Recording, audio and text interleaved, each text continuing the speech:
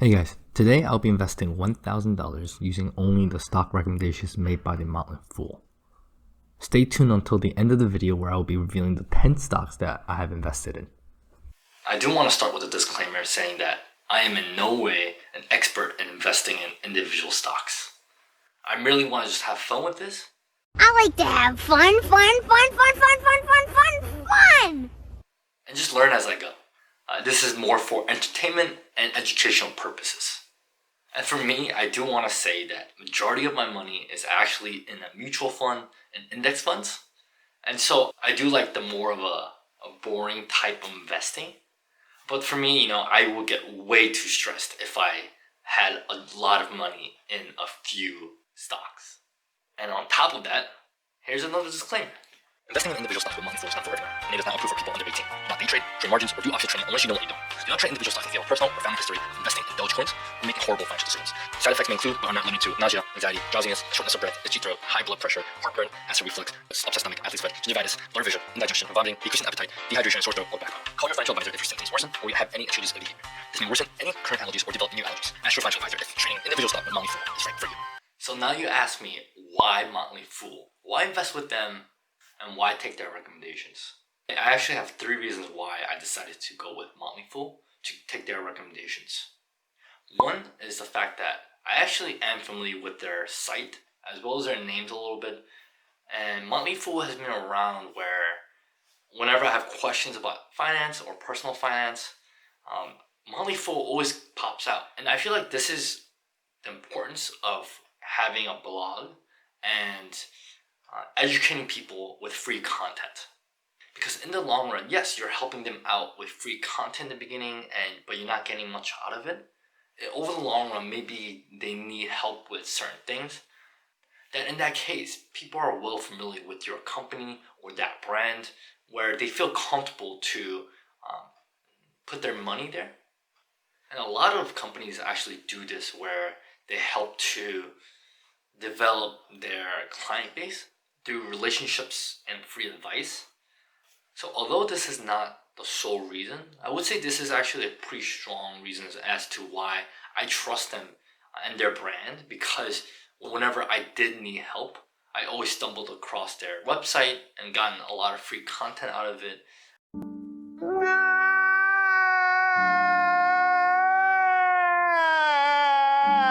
And so now that I'm looking for advice and seeing their name, I actually didn't know that they actually recommended stock. So the fact that they do, I feel a lot more comfortable investing with Motley Fool. So I would say that the other 2 reasons are very strong reasons. But I would say it really started off with having that relationship first. So the second strong reason why I decided to go with Motley Fool is the fact that they have a strong past performance.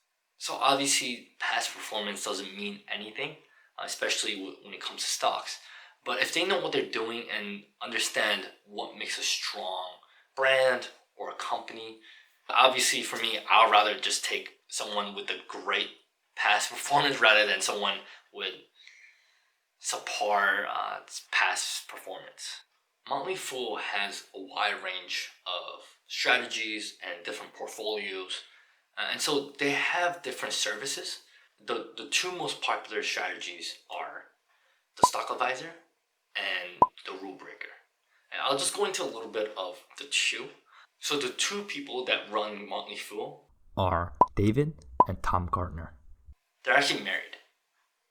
I'm just kidding. Gotcha, bitch! So the 2 brothers actually run the recommendations for Stock Advisor, while only David gives recommendations for the Rule Breaker.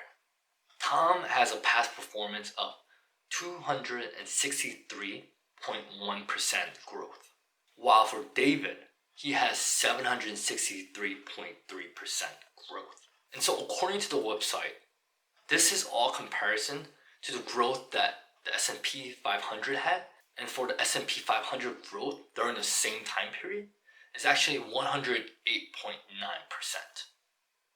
This is actually pretty great for these numbers, given that many of the stock advisors have trouble just beating the market year after year. And the fact that for Tom, he beat the S&P 500 almost doubling it, a little more than double, while for David, he beat the market 7 times over. So in my opinion, I at least think that these are great results, given that they were able to pick stocks that continuously grew over time. So moving over to the rule breaker, its inception was 2004. And their growth was around 287.2% growth. And during the same time period, S&P 500 had 92.8% growth. And if my math is correct, this is around triple what S&P 500 did in the same time period. Quick maths. And the fact that these two strategies are vastly somewhat different, but the fact that they could consistently pick out great stocks just kind of shows you what Tom and David are thinking about when they pick stocks. And when it comes to their performance, they're actually very transparent. The fact that they split Tom and David in terms of what they picked, even though David has almost double what Tom has.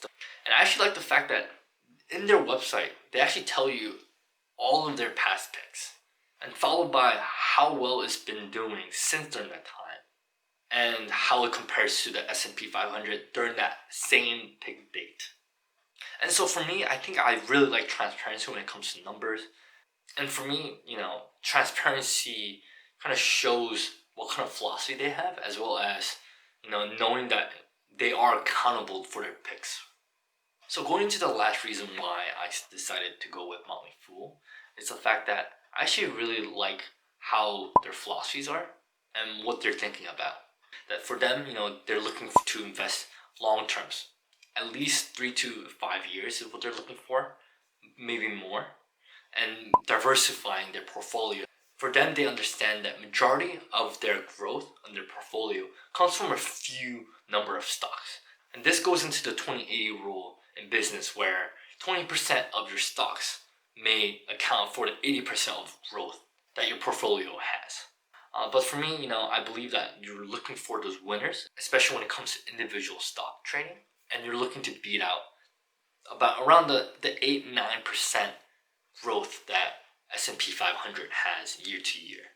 And their philosophy also goes into knowing that there will be downturns in the market where you could lose anywhere from 20 to 30% of your portfolio.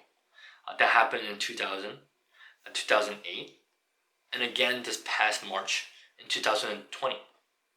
And because of all of these reasons, I believe that I do want to have fun with this, obviously, and kind of learn along the way. And so I'm willing to kind of make this into a little bit of a game, so that every month or every couple months I'm able to give you a little bit of an update on how my portfolio is doing.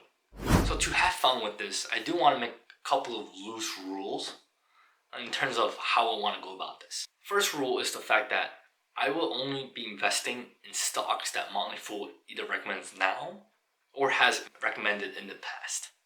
And in that way, you could see how Motley Fool does in their picks through the performance that I would have in my own portfolio. But that being said, I will say that I will not buy every single one that they recommend, given that they do recommend a decent amount per month, which I like. And every month I will take a look at their analysis, what they're saying about the stock and the firm. And if I like it, or if I've heard about it and I believe that it could do well, then I'll go ahead and invest that. But otherwise, I don't want to invest in every single thing that they have, given that I don't have $1 million to invest. But I think for me, I want to put in a couple $100 a month and investing in fractional shares in the things that they recommend. Other than that, I will most likely not have valid reasons on why I chose a certain stock. Maybe I like that I've heard about it, or I like the market or the industry that they're in. But other than that, I don't really have any strict rules. I think for me, if I like what they're saying in their analysis, then I'll probably put some money in there. Other than that, I don't know what I'm doing. And so in that case, you have a full understanding of just me picking out Motley Fool's picks and seeing how they actually do, given that I'm actually putting real actual money in there. And hopefully, if you're looking to get some picks from advisors or a service like Motley Fool, this is a way for you to understand, if Motley Fool might be right for you or not. So I do want to give a little side note that Motley Fool could actually do really well in their picks, but because I'm not choosing every single pick that they have, then I might just be picking the bad ones out of there. And so I do want to give a little side note that even if my portfolio is doing really badly, that doesn't necessarily also mean that Motley Fool is picking wrong. But I will kind of differentiate and see, which of their picks are doing well. But hopefully I'm able to kind of pick out the winners of their picks. I do want to say another quick note is the fact that their picks could actually be doing poorly in the first couple of months or maybe a couple of years. And this may be because a company is reinvesting its profits back into the company, or possibly not be making money, but kind of building out a software or things that they could actually make a lot of money in the future, but may not necessarily be making that money right now. And so I do want to give that two quick side note, given that you want to have a full picture of it, and so you do want to be aware of these two different scenarios. Now that being said, I put in $1,000 already yesterday actually. Today is November 20th, and so I picked out 10 different stocks that I believe would do well, possibly, hopefully at least. And because I'm doing this in Robinhood, I'm actually able to put $100 in each of these stocks rather than just buying one share of something or two shares, or even not being able to buy a half, because some of these stocks are actually over $100. So I broke down the 1,000 into 10 100s. And these are the stocks that I picked: Repligen, Activision, IDEX Laboratory, Amazon, Facebook, Zanga, Datadog, Pinterest, Exxon, and Zebra Technology. So I purchased these stocks yesterday. So today is November 20th, and yesterday was November 19th, 2020. I put in 1,000, and Robinhood gave me a free stock of $4.20. And so at that point, I started off at $1,004.20. And today, luckily, I start off at the right foot at least, and I'm at $1,011.29.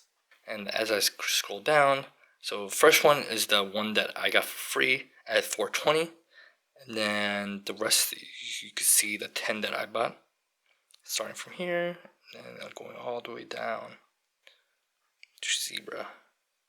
But I do want to mention again that majority of my money is in an index fund or mutual fund. That is a stress-free type of way of investing, knowing that it will grow over time.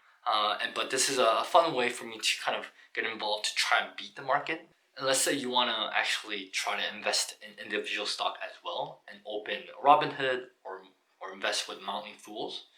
I will attach an affiliate link down in the description below, and that will help to support this channel. And you could also follow along in terms of my performance as well as your performance to see how you do choosing a winner amongst Motley Fool's recommendation.